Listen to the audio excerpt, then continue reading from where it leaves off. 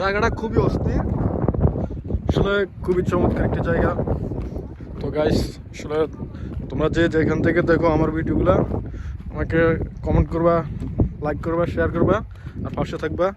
Just একটু দুষ্টামি ফাজলামি করি, আর সবসময় তো ভিডিও ছাড়ি না, কারণ সবসময় মোড এক থাকে না। যখনই মোড একটু ভালো হয়, ভালো লাগে, তখনই ভিডিও করি, ভিডিও ছাড়ি। এছাড়া আর এমনি ভালো লাগে না। দেখো, আসলে এগুলো সব হচ্ছে পাথর, সাগরের ঢেউ ধাক্কায় ধুক্কায় হয়তো এগুলো আসছে। আর হয়তো এখানে আগের থেকে পাথর ছিল এখানে। আর কি বলবো, পানিগুলো সেই নীল কালার। যদিও এখন বিকাল, আর সন্ধ্যা একটু পরে হয়ে যাবে। খুব চমৎকার একটা জায়গা। আসলে আমাদের ভিডিও ম্যানদের খুবই অবস্থা খারাপ, তারা ভিডিও করতে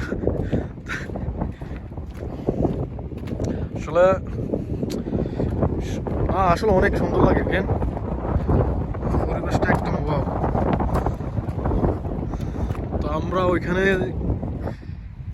গিয়ে দেখি কেমন কি পরিস্থিতি, কেমন অবস্থা। দেখুন, এখানে কিন্তু অনেক পানি, যদিও আমার একটু হালকা দিচ্ছে, কিন্তু পানি অনেক।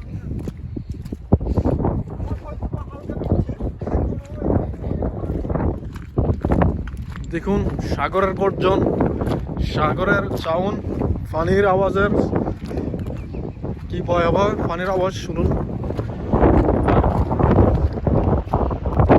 কাতার, দেখুন এখানে একটি প্লেন, যদিও একটা দেখা যাচ্ছে না, হচ্ছে এখানে অনেক দূরত্ব না, খুবই কাছাকাছি। প্রতি 5 মিনিট পর পর একটি বিমান ল্যান্ড করে। ওদের সামনে হচ্ছে কাতারের এয়ারপোর্ট।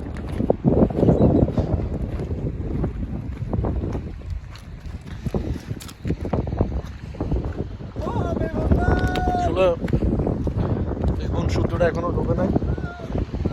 দেখুন এই ফানের আওয়াজ, ফানের শব্দগুলো শুনুন, ফানের আওয়াজগুলো শুনুন, কেমন ভয়াবহ।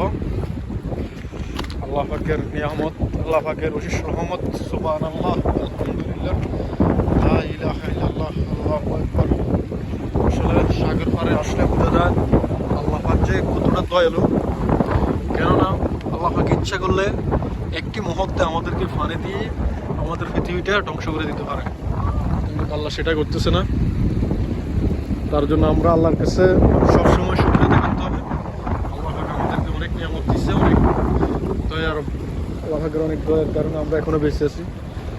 সবাই আসলে সবসময় ভালো কাজ করবেন, নামাজ পড়ার চেষ্টা করবেন, সবাই সবার জন্য দোয়া করবেন।